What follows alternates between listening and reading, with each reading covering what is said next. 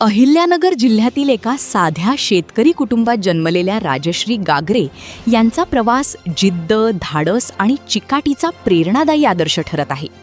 इंजिनिअरिंगचं शिक्षण पूर्ण झाल्यानंतर आयुष्य सुरळीत सुरू असताना अचानक पतीची नोकरी गेल्याने त्यांना शहरातील आयुष्य सोडून पुन्हा शेतीकडे वळावं लागलं. 4 वर्षे त्यांनी शेतात कष्ट करत गायींची देखभाल, कापूस वेचणं अशी कामं केली. हा काळ कठीण असला तरी त्यांनी परिस्थितीला शरण न जाता त्यातून मार्ग काढण्याची ताकद मिळवली. यानंतर पुण्यात स्थलांतर केल्यानंतरही संघर्ष थांबला नाही.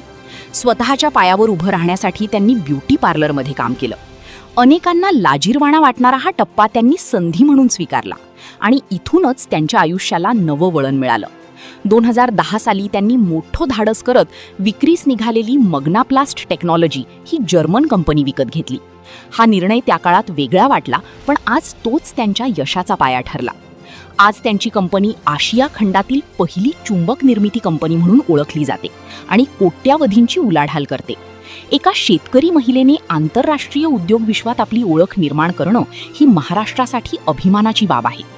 व्यवसायाबरोबरच त्यांनी समाजकार्यातही मोलाचं योगदान देत अनेक महिलांना उद्योजकतेची दिशा दिली आहे. त्यांच्या कार्यासाठी त्यांना विविध पुरस्कारांनी सन्मानित करण्यात आलं आहे. राजश्री गागरे यांची कहाणी हे दाखवते की परिस्थिती कितीही कठीण असली तरी जिद्द आणि धाडस असेल तर यश मिळवणं अशक्य नाही.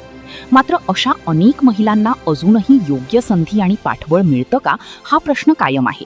त्यामुळे अशा प्रेरणादायी कहाण्यांना पुढे आणणं आणि त्यातून समाजाने शिकणं हीच खरी गरज आहे.